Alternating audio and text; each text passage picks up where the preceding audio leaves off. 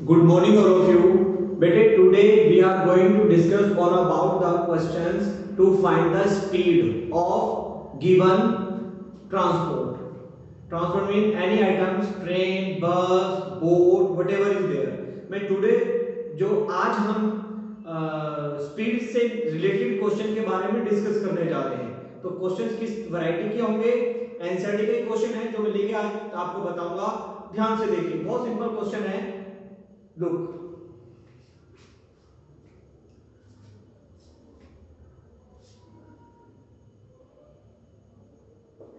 a man covers 370 kilometer in two ways. He covers 250 kilometer by train and rest by car in 4 hours. If he covers 130 kilometer by train and rest by car, then it takes 18 minutes longer. Find the speed of train and car. But if this question is given, just listen and try to understand the given things in the question. Question में कहता है एक आदमी है जो 370 kilometre को एक distance है, एक व्यक्ति है जो 370 किलोमीटर डिस्टेंस को दो तरीकों से कवर करता है। दो तरीकों से कवर करता है 370 किलोमीटर डिस्टेंस को। कह रहा है if he covers 250 kilometre by train. कह रहा है 370 किलोमीटर कंप्लीट डिस्टेंस है। इस पूरे कंप्लीट डिस्टेंस में से 250 किलोमीटर वो ट्रेन से कर लेता है कवर, और बाकी बचा हुआ कार से कवर कर लेता है। ऐसा करने में कि कुछ उसने डिस्टेंस ट्रेन से कवर किया, और remaining distance he is covering by car. By doing this he is taking total 4 hours time, यानी कि उसको दोनों से कवर करने पे कुल मिलाकर 4 आवर्स का समय लग रहा है उसे ऐसा करने में। यदि if he cover 130 kilometre by train, यदि वह 130 किलोमीटर ट्रेन से कवर करे और बाकी कार से करे, तब जाके उसको 18 मिनट ज्यादा लगते हैं। 18 मिनट लॉन्गर, 18 मिनट्स लॉन्गर ही टेक्स, वह 18 मिनट ज्यादा लेता है। तो ऐसी सिचुएशन में पूछता है कि भाई find the speed of the train and car. Car और ट्रेन की स्पीड हमें निकालनी है। तो इस टाइप के क्वेश्चन को करने के लिए सबसे पहले एक बात बता दूं, हमारे पास यहां पर mode of transport there are two, यहां पर दो दे रखे हैं। First is train and second is car. Train की स्पीड निकालनी है और कार की स्पीड निकालनी है। दोनों की स्पीड को लेट करते हैं, फिर आगे काम करेंगे। ध्यान से देखिए, let speed of train be x, speed of car that is y। ठीक है बेटे, अब आगे देखिए। अकॉर्डिंग टू क्वेश्चन उसमें कहा गया है कि 370 किलोमीटर कंप्लीट डिस्टेंस है। सपोज 370 किलोमीटर ये रहा, 370 किलोमीटर। अब इस डिस्टेंस को 370 किलोमीटर डिस्टेंस है टोटल। इस 370 किलोमीटर डिस्टेंस को वो दो तरीके से करता है। यदि वह 250 किलोमीटर बाय ट्रेन से 250 किलोमीटर जाता है by train, I have written here. By train, he is covering 250 kilometer and rest by car. बाकी बचा हुआ कार से। खुद सोचो, just think. Out of 370 kilometer, 250 kilometer distance he is covering by train, remaining by car. तो इतने में से इतना इसने किसमें कवर किया? ट्रेन से किया कवर। बाकी बचा हुआ यहाँ पे, तो 370 में से 250 माइनस कर देंगे और यहाँ पे लिख देंगे 120 किलोमीटर बाय कार। तो 120 किलोमीटर बाय कार से उसने कवर किया। तो 370 किलोमीटर में से 250 तो ट्रेन से किया है, it is written there 250 by train और रिमेनिंग बाय कार। रिमेनिंग कितना रिमेनिंग? तो माइनस कर दो, पता चल जाएगा आपको। बाय डूइंग दिस टाइम उसको लगता है 4 आवर्स। टाइम कितना लगता है ऐसा करने में उसको? 4 आवर्स। ये फर्स्ट इक्वेशन हमारी बनेगी। यहां पर हमने देखो बेटे एक फॉर्मूला होता है हमारे पास, यहां लिख देते हैं फॉर्मूला, ठीक है। Distance upon speed, distance upon speed is equal to time होता है फॉर्मूला ये। Distance upon speed is equal to time. तो डिस्टेंस हमारे पास ट्रेन का लेते हैं 250 एंड अपॉन में स्पीड ऑफ ट्रेन की स्पीड हमने लेट की थी x, यानी कि this is the distance covered by train के द्वारा कवर किया गया डिस्टेंस। और नीचे भी क्या लिखेंगे? Speed of train. तो डिस्टेंस अपॉन स्पीड, तो डिस्टेंस हमारा 250 और स्पीड हमारी x। After that now come to the car के पास आ जाइए। कार ने कितना डिस्टेंस कवर किया? 120। तो distance of car 120 and speed of car, ये ना डिस्टेंस अपॉन स्पीड। डिस्टेंस ये लिख दिया हमने और नीचे क्या लिखना है? Speed of car, speed car की हमारी y is equal to this is for train and this is for car. Train और कार, ये ट्रेन के द्वारा लिया गया टाइम है और ये वाला कार के द्वारा, दोनों का कुल मिलाकर कितना समय लग गया उसको? 4 आवर्स। ये हमारी फर्स्ट इक्वेशन यहां पे तैयार हो गई। आगे here we'll solve now again 370 kilometer, again we are writing if he covers 130 kilometer by train, यदि वह 130 किलोमीटर ट्रेन से करे। चलो जी 130 बाय ट्रेन, ये ट्रेन से 130 उसने कवर किया। एंड रेस्ट बाय कार, बाकी बचा हुआ कार से करेगा। यानी 370 में से 130 किलोमीटर किससे कवर कर दिया?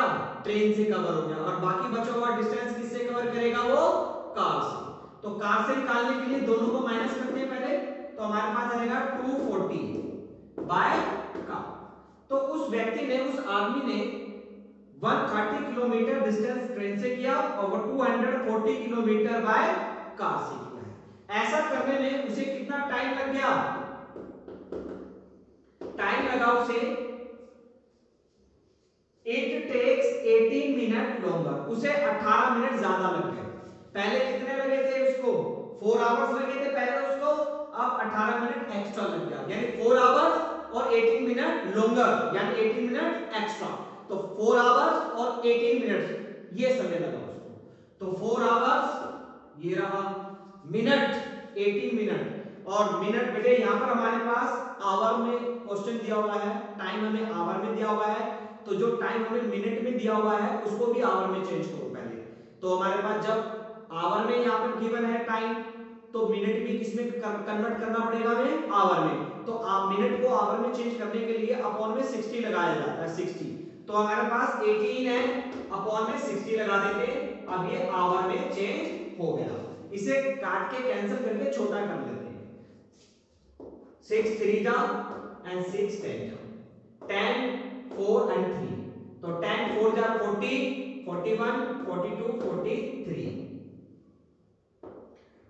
43 अपॉन 10 आवर, ये हमारे पास निकल गया time. After that same formula, distance upon speed is equal to time. Distance, train से डिस्टेंस हुआ है 130 and speed x। After that distance upon speed again for the car. अब कार के लिए करते हैं। कार का डिस्टेंस है 240 और कार की स्पीड है y। ये ट्रेन, ये कार, दोनों को कुल मिलाकर कितना टाइम निकला? 43 अपॉन 10, ये निकल गया। अब इन दोनों इक्वेशन को देखो, आपको याद होगा मैंने पहले भी समझाया था, जब कभी भी हमारे पास वेरिएबल्स, ये वेरिएबल है हमारे, वेरिएबल डिनोमिनेटर के प्लेस पर आ जाए, whenever we find the variables in the place of denominator, then we start the solution writing let। let लेके काम करना पड़ेगा। किस तरीके से, मैं पहले ही बता चुका हूं, जब कभी भी हमारे पास वेरिएबल्स डिनोमिनेटर प्लेस पर आ जाए तो उसके लिए हमें एक काम करना है। सबसे पहले लिखेंगे let।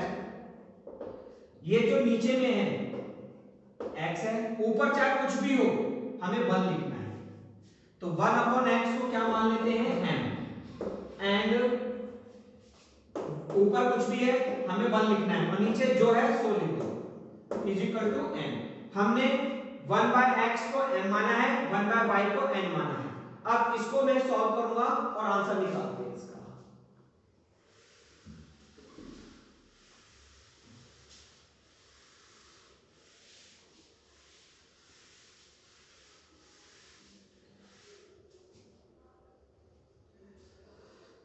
One by x is equal to N.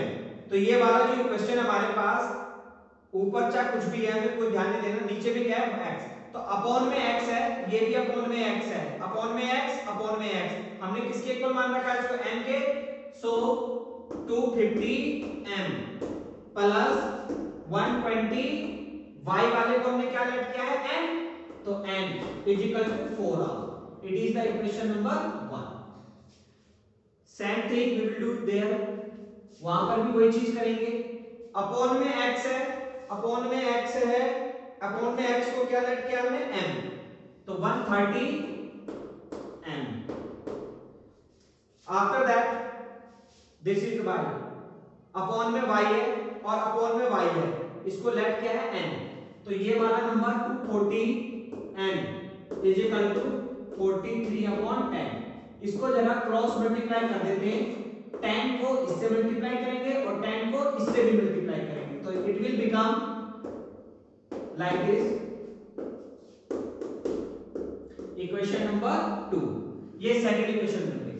Equation 1 और इक्वेशन 2 दोनों को एलिमिनेशन मेथड से सॉल्व करते हैं, देखते हैं क्या आता है।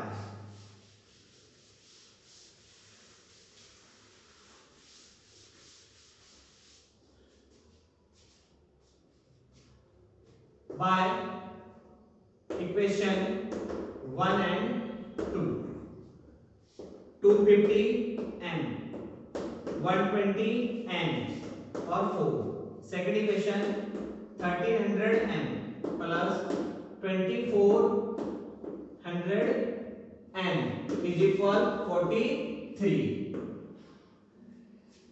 We'll keep both equation in bracket and will use implies sign।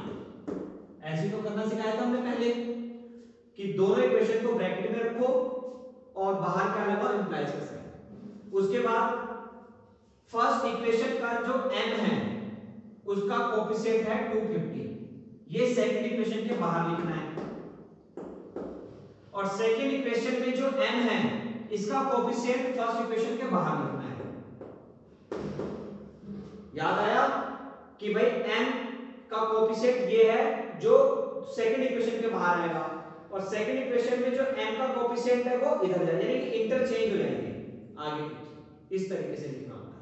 आप इसको इससे मल्टीप्लाई, इसको इससे मल्टीप्लाई और इसको इससे मल्टीप्लाई, इसको इससे करते हैं, देखते हैं कितना आता है। 0 0 0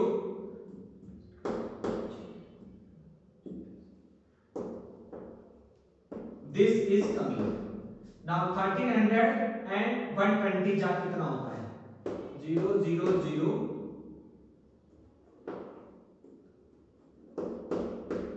दिस इज कमिंग एंड 1300 4 जा this is coming. Now the turn is 250 को अंदर इससे भी और इससे भी, means 250 will be multiply with all terms, सभी टर्म से मल्टीप्लाई करते हैं। जैसे यहां किया था हम लोगों ने 1300 को इससे भी किया, इससे भी किया, इससे वो लिख दिया। अब 250 को इससे भी करेंगे, इससे भी करेंगे और इससे भी करेंगे।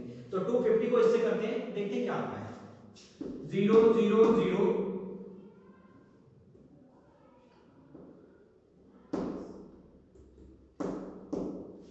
एंड 250 को इससे करते हैं 0 0 0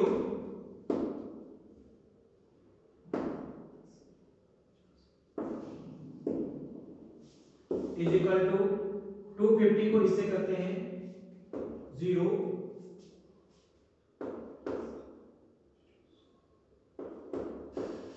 this is coming. Now we will change the sign. इसके बाद साइन चेंज करना होता है। ये प्लस है तो माइनस, प्लस है तो माइनस, प्लस है माइनस, ये कैंसल। देखिए दिस नंबर इज पॉजिटिव, ये नंबर पॉजिटिव है और ये वाला 6 वाला पहले पॉजिटिव था लेकिन अब किसमें चेंज हो गया, ये माइनस। तो अब इसको प्लस को हटा देंगे। अब ये वाला नंबर जो हमारे पास है 6 लाख, ये हमारे पास क्या माना जाएगा, माइनस का। तो ये माइनस का है, याद रखना। ये प्लस है और ये माइनस है, प्लस माइनस माइनस होता है, इसको माइनस कर देंगे। तो देखते हैं कितना आता है। 0 0 0 6 0 0 0 6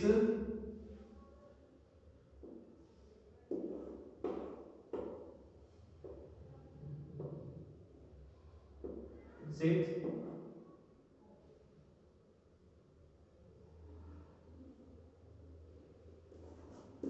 4 6 लाख एंड 1 लाख 56,000।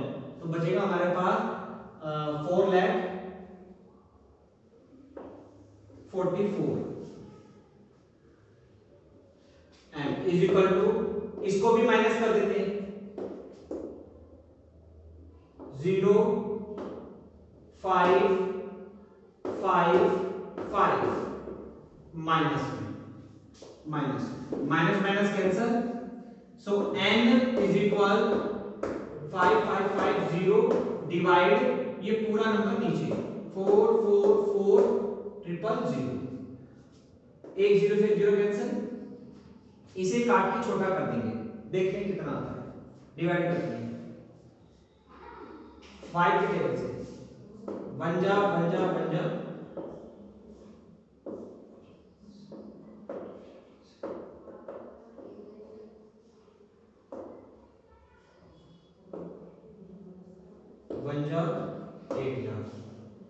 यानी n is equal to 1 by 80 is coming. So we have got the value of n 1 by 80.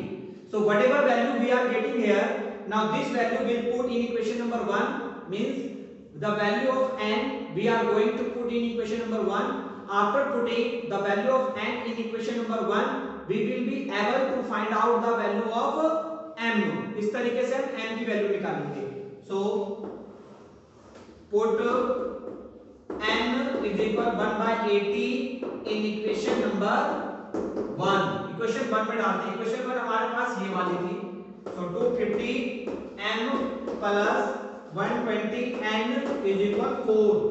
so 250 n plus 120 n के बदले क्या लिखेंगे, 1 by 80 is equal 4। now cancel it, 0 to 0 cancel, this can be cancelled by table 4, 4 2 जा 8 and 4 3 जा 12। now we have 250 n is equal plus 3 by 2 is equal 4। तो 3 by 2 we will send to this side, 3 by 2 plus का इधर जाएगा तो minus हो जाएगा। let me just clean this।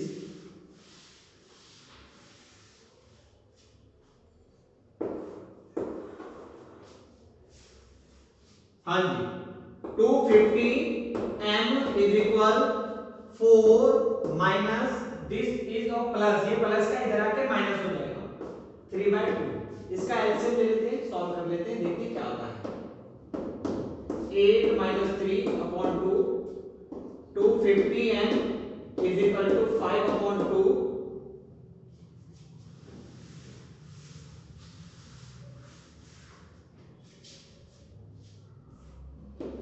cross multiply 500 m is equal to m 5 and 5 upon 500 divided 5 and 5 और ये 100। सो m की वैल्यू निकल गई 1 upon 100। ये m की वैल्यू निकल गई, m की हमने निकाल ली थी, m की भी निकल गई। और लास्ट में लिख देंगे सो देयरफॉर हमने जो लेट किया था उसको ले लो। लेट किया था हमने 1/x is equal to m let किया था and 1/y is equal to n किया था लेट। अब जो लेट किया था लेट वाले में ये वाली वैल्यू डालेंगे जो निकली है हमारी, हमारा आंसर सॉल्व हो जाएगा। सो यहां पर 1/x is equal to m, m हमने निकाला है 1/100, क्रॉस मल्टीप्लाई करेंगे तो x is equal to 100 kilometre per hour and 1/y is equal to n। और n हमने कितना निकाला था, यहां पर n की वैल्यू निकली थी हमारे पास 80, 1/80 क्रॉस मल्टीप्लाई तो y is equal to 80 kilometre per hour. So we can say that x, as we took earlier, that x was the speed of train। तो ट्रेन की स्पीड हमने क्या मानी थी, x मानी थी। तो speed of train 100 kilometre per hour and y को हमने लेट किया था कार, तो speed of car is 80 kilometre per hour. So this is the answer. Like this we solve the question related to find out the speed of different means of transport. So like this we solve the question. Thank you, Bete.